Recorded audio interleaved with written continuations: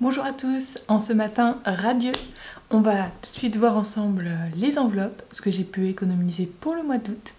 C'est juste là, c'est parti! Aujourd'hui on se retrouve sur la table du salon. Alors on va voir ensemble du coup ce que j'ai pu économiser pour ce mois-ci. Comme d'habitude on retrouve notre fameuse enveloppe épargne du mois.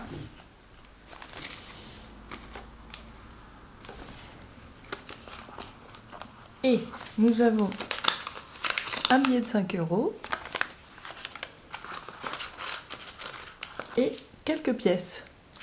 Alors je vais écouter, une abonnée m'a dit en fait en message, je vais plus m'embêter pour les centimes ou quoi que ce soit pour toutes les pièces où je mets tout dans le même bocal. Je vais plus cocher comme avant, mais je vais noter à chaque fois le montant sur ma feuille centime. Comme ça je saurai où j'en suis, ce sera beaucoup plus clair pour moi. Mais bien sûr on fera quand même la mise dans la tirelire pour voir de combien ça a avancé à chaque fois, parce que ça c'est quand même assez intéressant. Voilà. Je voulais savoir si ça vous intéresserait de savoir comment marche vraiment le système des enveloppes, avoir plus d'explications là-dessus. Bon, je sais qu'il y a quand même des filles qui le font sur internet, mais je voulais savoir si ça vous intéresserait, de mon point de vue, comment j'ai fait, et surtout comment ça marche, parce que je pense que me voir comme ça trier les enveloppes, si on ne connaît pas, on ne sait pas trop. Donc écoutez, si vous voulez en savoir plus, mettez-moi en commentaire et je vous ferai une vidéo à ce sujet. Donc on va passer dans les fameuses épargnes cette fois-ci. Je vais pas m'embêter, le billet va aller directement dans le tatouage. Et oui, c'est bientôt, hein, on y va le 17. Départ pour Dijon le 17 avec les copines pour se faire tatouer. On est 3 finalement à se faire tatouer. Alors, voici. Donc on va passer de 145 à 150. Donc à la base le tatouage était de... le montant du tatouage était de 180. J'ai fait une avance de 50 €. Donc il me restait 130 à payer. Donc là on les a largement. Et donc j'avais prévu pour manger sur place. Et puis prendre aussi l'essence. L'essence et le payage parce que c'est pas à côté. Je crois qu'on a 2h30, 3h de route. Donc normalement je devrais avoir assez, on est déjà à 150, je pense que je remettrai un petit peu dans mon budget de septembre pour terminer. Mais voilà, mon enveloppe est finie, sera bientôt vidée, mais c'est pas grave, c'est pas la bonne cause. Puis quand il sera fini, je vous montrerai le résultat. J'hésite encore sur l'endroit où je vais le faire, de toute façon je verrai directement avec la personne, la tatoueuse saura me conseiller. J'ai eu une autre rentrée d'argent, elle est virtuelle donc on ne peut pas la voir. En fait, j'ai eu un remboursement d'une amie et elle me l'a fait sur PayPal. Et le souci, c'est que, je ne sais pas pourquoi, avant quand j'étais au... Je crois que c'était Crédit Agricole avant, oui voilà, j'étais là-bas. Et je pouvais faire des virements PayPal directement sur mon compte. Avec la caisse d'épargne et avec Fortunéo, je ne peux pas, il ne reconnaît pas les banques. Donc, je le garde en cagnotte PayPal. Et j'ai du coup récupéré un remboursement de 44 €. Et je me suis dit que, tant qu'à faire qu'ils étaient à PayPal, les rajouter dans Noël. Comme ça, ça me permettra de payer en ligne si jamais je trouve un cadeau qui me plaît, plutôt que d'avoir tout l'argent en liquide. Parce que souvent, ce que je fais à Noël, c'est que des fois, je prends une partie de ma cagnotte, je la mets sur mon compte et j'achète des trucs sur internet. Donc là, j'en aurais déjà une partie. Donc du coup, là, on avait, je crois que c'était 130. On avait combien à la base? On avait 130, donc 130 dans l'enveloppe Noël. Et j'ai eu un remboursement de 44 € sur PayPal. Donc maintenant, on est à 174 € dans cette enveloppe. C'est pas mal du tout quand même pour Noël. Enfin, je compte Noël et anniversaire, parce que mes parents sont du mois de novembre, et ma soeur est du mois de décembre. Donc là, ça fait un petit budget pour mes proches, et c'est pas mal. Enfin, je sais pas qui vous comptez dans vos cadeaux de Noël et anniversaire. Moi, en général, je compte ma famille, ma belle famille, mon conjoint et chéri bien sûr, et mes amis et leurs enfants quand je le peux bien évidemment. On a eu la taxe foncière, alors on a jusqu'au 17 octobre pour la payer et du coup je viens de me rendre compte que je n'aurais pas assez avec ce que j'ai économisé jusque là. Mais c'est pas grave parce que j'ai le fonds d'urgence, donc ça devrait amplement suffire. Donc comme on a jusqu'au 17 octobre, je vais mettre encore ce mois-ci, donc septembre, de côté.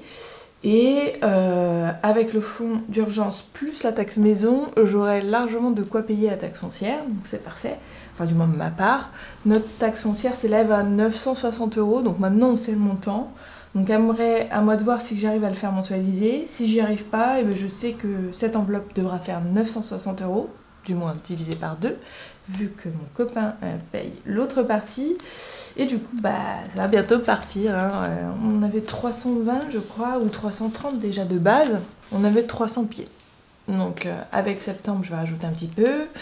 Et puis ben, je compléterai avec le fonds d'urgence parce que le montant total que je dois payer moi est de 480. Donc ça va se vider pas mal au mois de septembre, mais c'est pas grave. L'argent est là pour ça. Elle est là pour pallier aux soucis. Comme je ne savais pas combien j'allais avoir du coup de taxes, je suis quand même contente d'avoir le fonds d'urgence et d'avoir déjà pas mal épargné pour ça. Maintenant que je le sais, et ben, j'aurai plus qu'à préparer un plan d'action pour avoir l'argent nécessaire l'année prochaine. Voilà. Sinon les animaux, bah, tout va bien de leur côté. Ils ont la forme, donc pas de problème à ce niveau-là. Et j'ai pu discuter un petit peu avec mes proches.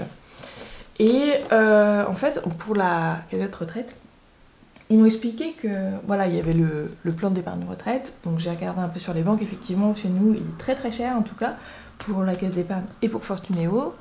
Et ils m'ont dit, mais pourquoi tu fais pas plutôt une assurance vie? Alors du coup, je savais pas trop, j'hésitais un peu, mais en fait, c'est pas mal du tout. L'assurance vie, c'est à partir de 100 € qu'on peut commencer à ouvrir un compte et mettre des prélèvements dedans. Et pareil, c'est quelque chose de bloqué sur 8 ans avec du coup un petit pourcentage d'investissement.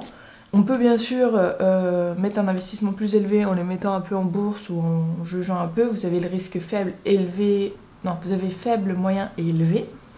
Moi, je vais rester sur faible. De toute façon, l'entrée pour faible est de 100 € et après, ça augmente un petit peu. Donc, dès que je suis à 100 € au niveau retraite, cette enveloppe, du coup, deviendra virtuelle. Et je me préparerai, je pense, à un virement automatique d'une certaine somme. Et du coup, bah, ça restera sur ce compte.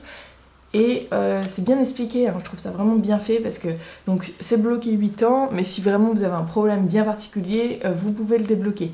À titre exceptionnel, vous gardez l'argent que vous avez reçu en plus, ou si c'est vraiment pour des raisons inutiles, là vous récupérez pas les pourcentages. Mais je trouve ça plutôt pas mal, donc ça me plaît bien l'idée de mettre ma retraite sur un assurance vie finalement en quelque sorte. Mais du coup c'est une assurance vie quand on est vivant, parce qu'il y avait aussi des assurances décès, et je pensais que c'était la même chose au début, mais pas du tout.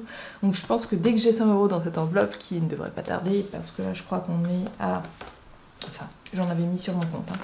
Hein. On est à 70, avec le petit billet qui est là. Donc tout ira sur mon compte pour les prochaines fois. Et ben ça va aller assez vite, et je pourrais du coup ouvrir ce compte et le mettre en virtuel.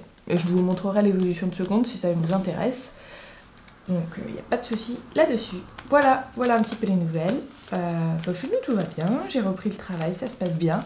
J'étais contente d'être en vacances entre guillemets, parce que je suis restée à la maison. Mais c'était très bien, j'ai pu me reposer et maintenant je suis d'attaque pour des nouvelles semaines de travail. Voilà.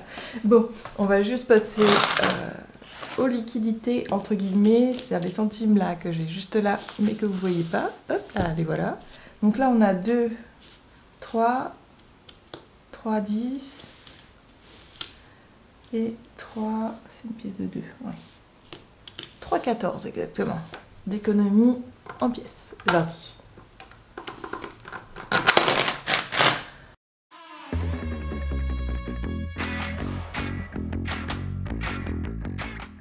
Donc maintenant on est à 8,83 €. Voilà, donc je vais le noter directement dans mon défi centime. En fait je vais me le mettre, je pense, ici. Comme ça je saurai où j'en suis. Hop là. Allez. Ah ben, voilà. Donc nous sommes à plus 8,83 € dans la tirelire. Je trouve que c'est quand même plus simple. Hop là. Et puis bah, au niveau de mon deuxième défi que vous connaissez, donc c'est celui-là, on est toujours à 10, 20, 30, 40, 50. 60, 70, 80, 90 € pour le défi des jours fériés. Le mois de septembre ne comporte pas de jours fériés, donc on va le laisser de côté pour ce mois-ci. Bon bah voilà, merci de m'avoir regardé, je vous dis à très bientôt. Je vous remercie pour tout parce que grâce à vous, on est bientôt 300 sur Instagram et bientôt 1000 sur notre cher YouTube. Donc merci 1000 fois. Voilà, donc je vous fais des gros bisous et je vous dis à la prochaine vidéo. Bye bye!